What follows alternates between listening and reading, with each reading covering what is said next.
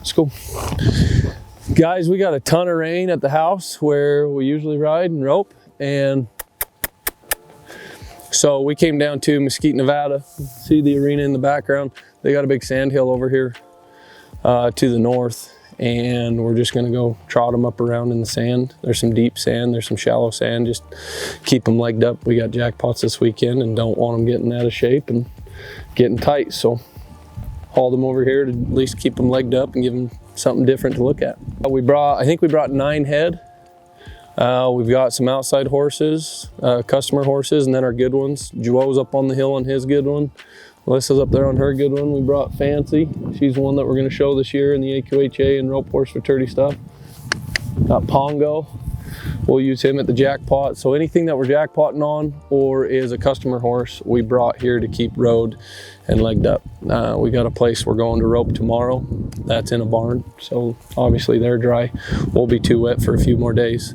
But we keep them legged up here when we're rained out, and then we go up to some indoor barns and keep them sharp. But that's what we brought as far as what we bring and why we bring them. It's the ones that we're hauling and competing on, as well as the customer horses that we're getting paid to ride. If we can't be riding them in the arena, we still haul them down here and keep them rode. And we can accomplish a lot up in the sagebrush and the deep sand and things that give them some different scenery, but also keep them sharp and keep their minds right, so they're not just standing in pens, not able to be used. So ride along with us. We'll kind of document how we do this, and it's nothing special. It's just trotting horses. So when I first get on them, right here at the trailer, you know, we're aiming where we want to be going, but I just give him the reins. I don't ask him for anything other than kind of direction. If he starts wandering, I'll kind of steer him back. But they're fresh, they're a little bit spunky, and I just give him his head. If he wants to trot or if he wants to lope or just take off, I'm just a passenger.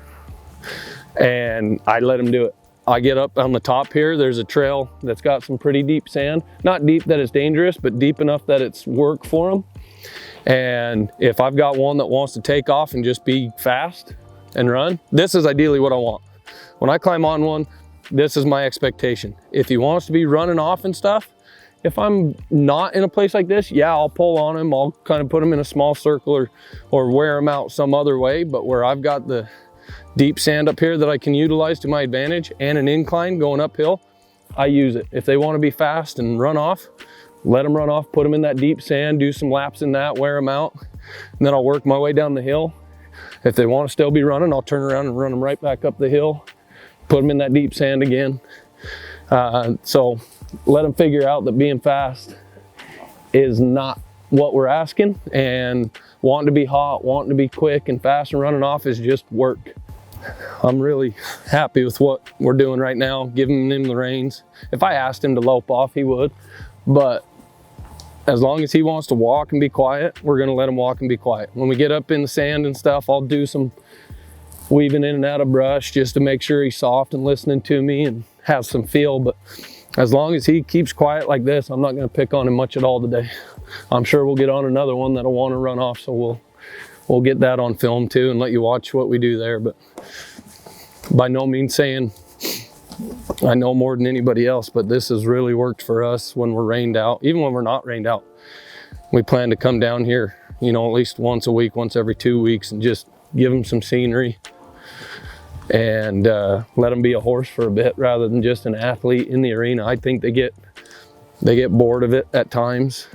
It's just good for their mind. Take them out somewhere, change the scenery. There's actually a dirt bike track on the other side of this hill. I think with all the rain we've been getting, it's still too wet for any bikes to be there, but it's great to come up here during those dirt bike races too, because it's chaos down there and they're on top of this hill. They can see all of it, hear all those dirt bikes, and it really just gets them broke to a lot of things that you don't see just sitting in an arena. A couple of the horses we brought were fresh and just wanting to be a little too much, and this was just ripping. They had all different age classes, a bunch of little kids on pit bikes, and then some big boy bikes. And every horse we brought up and put right here was just losing their mind because that's pretty loud. And then they got a gun range down there too, so there's a lot of rifles being shot, a lot of motorcycles. There's a handful of people that come up and run their horses in this sand, and like even the horses that got tired and are just walking like this, when a horse comes running down this other trail the other way, it perks them up and they feel like they want to get on the run, and it trains them to just be quiet and be in your hand, because otherwise in this good deep sand it's work. And I like it when it's got some moisture in it like this, because it doesn't get too deep. If you come up here in the middle of summer and it's hot, this sand's going to be pretty deep. And one thing to keep in mind too, in sand, and we get this even at the house where we rope, when it gets 100 plus, it'll get 110, 115 degrees. Well, if you walk out in that sand barefoot, it burns your feet. You got to be mindful of that too in your horses, because those soles, some horses are thinner soled and they just get tender. So we always try and keep the arena watered in the summer to cool that sand off. And if you go on trail rides where it's real hot, just be mindful of that. You might have to find some, you know, trails that have some creeks or a canal or something, you can walk them in some wetter ground and cool those feet off. But right now this sand is great.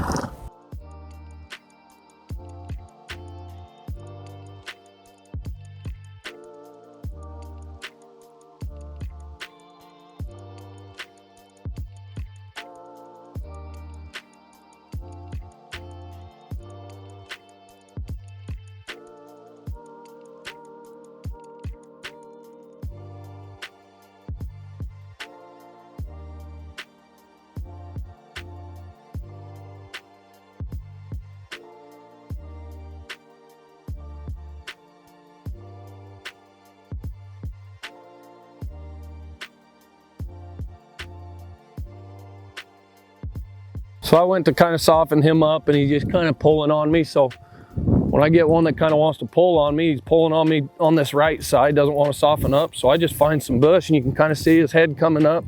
I'm just looking for him to be soft and come to me.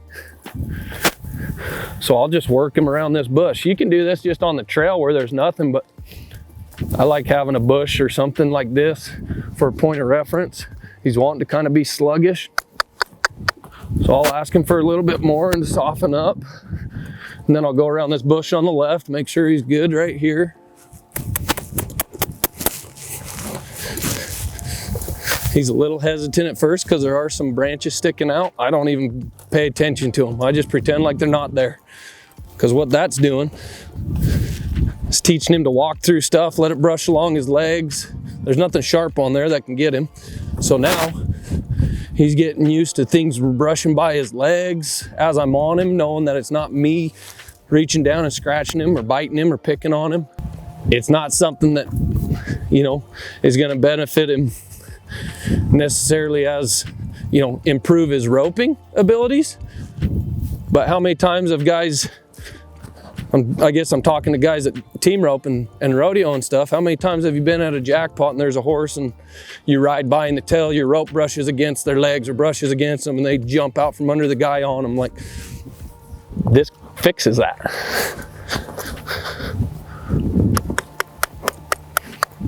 Now he's really softening up to me. I want to be able to, you know, move his shoulders around. I want to turn this into a training tip video, but I want to be able to gain control of his shoulders. But I also want to be able to gain control of his hips, make him step around with his front end and his hind end. He's a little bit stiffer with his hind end. You see his head kind of want to come up. So I just do it till he softens up and then give it back to him. This, coming to places like these, like in the arena, they know it's work. It's enjoyable, but it's work. And when we come up to places like these, I want this to be like going on a retreat, going to therapy for him. Just make it enjoyable. I am going to ask him for a little bit, but the only time I'm going to ask him for much is if he's wanting to be sluggish or not listen to what I'm asking. If I ask him for something he doesn't want to do it, then it's work. If he does it, give him his head back and let him enjoy this. I love coming up doing things outside of the arena because it's just so much more enjoyable for me and the horse, as long as they want to figure it out. And they figure it out a lot quicker out in areas like this than I feel like they do in the arena sometimes. mission accomplished on him. We'll just walk him in this deeper sand. And the deep sand too, it's kind of like swimming a horse. It's different exercise. It works different muscle groups. But that deep sand allows a little more stretch on those tendons. It's really soft, good footing for them, but allows, the deeper they go, the more stretch they get on those tendons. I feel like that's something that everyone should do. You get the same type of thing swimming them. But if you don't have the ability to swim one, find some deep sand and do it frequent. Condition them in that deep sand, and that's really great for injury prevention. You prevent a lot of injuries if your horses are good in deep sand, because when you get in an arena, there's not many arenas that are as deep as this sand. And again, don't push them, don't stress them, don't strain those tendons. You're not asking them for their life. If your horse is wore out and tired at the end of a workout, do not go lope in deep sand, because those tendons and those muscles are already exhausted. And if you push them or pull on them or stretch them past the point of exhaustion, that's when you get tears.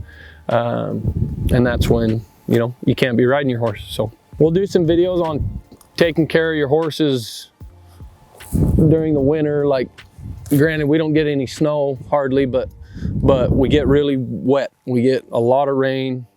Not always, but this month we've gotten a lot of rain, and we'll do a kind of a video, not necessarily a series, but a bunch of little videos on how we take care of those horses in the rain, what we do to try and keep them clean and keep their manes and tails good. This is one thing we do. When we're rained out, we bring them to areas like this where we can go off in the brush and in the deep sand. And it's really opened up my eyes to, man, I need to do this even when we're not rained out. These horses do so good during the week while we're roping on them, if we bring them out and just let them be horses for a bit. Not saying it's specific to this area, but you take them up in the hills, take them on some trails, just let them be a horse, get in some deep sand, condition their legs. It proves to be very, very beneficial in just the overall capacity and keeping their minds right on what they're capable of doing. So hope you find some educational things in these that you can learn from, and learn from our mistakes, learn from what we've figured out doesn't work and what works. So when we go back to switch horses, if he wants to be fast right here and speed up because he knows we're going back to the trailer, let's say he sped up right here, I'm just gonna pull him around right here, do some circles, and just wear him out, wear him out, wear him out, maybe take him back up the hill and just wear him out. We got dirt bikes right here, so we'll watch them. But if they want to be fast going back, I make it more work until he just wants to walk off. That just prevents them from being barn sour. After you get done, if they know they get to go back to the barn and they get to cruise to the barn, I hate that in a horse. So instead of pulling on him and getting in a fight, I just make it more work.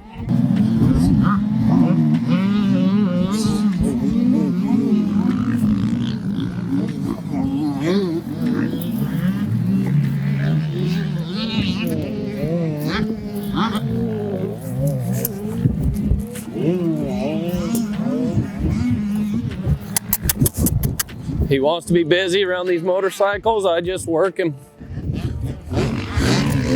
And then I'll test him, give him his head, see if he wants to trot off. He's just walking, so we'll turn around and go to the trailer.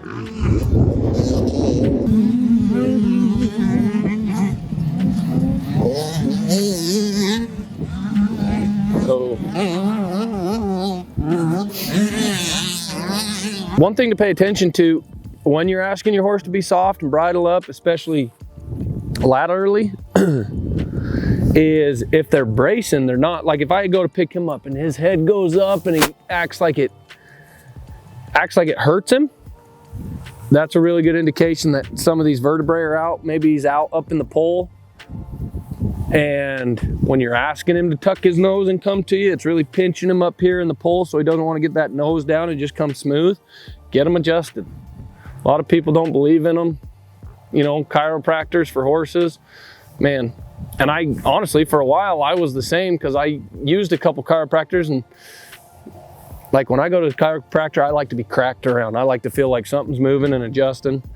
And the chiropractors I used initially on horses, there was no crack and popping. It was just a lot of little feely touchy, and I didn't feel like it worked. So I didn't really believe in them. Then I got with a couple others. And the one I use now, maybe torque's not the right word, but she will torque on them enough to get, and crank on them enough to get that adjustment. And man, you see the relief instantly. They soften up, their eyes get softer, their movement gets smoother and softer, their eyes soften up. So where he's so stiff and just uncomfortable right here, he's not fighting me bad, but he's just not wanting to be right here. I think I'm just gonna hold him here and let him know that nothing's here is gonna bite him. But where he doesn't wanna just soften up right here, and I'll bump that left side, get his nose down and get him just, hey, right here is where you get relief. He might need adjusted. I don't feel like it's anything severe, but I feel like the resistance right here isn't being ignorant. It's more like an ouchie kind of resistance.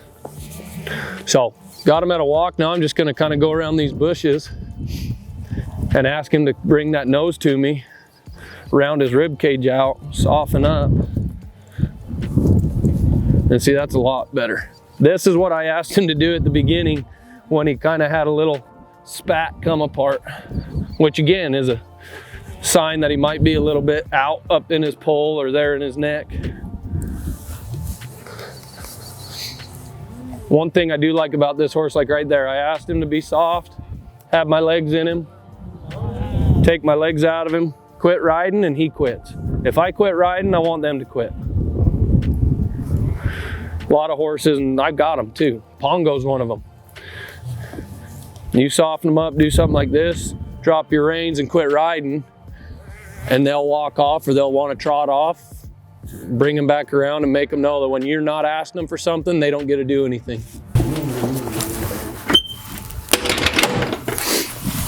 Ah, you're filming.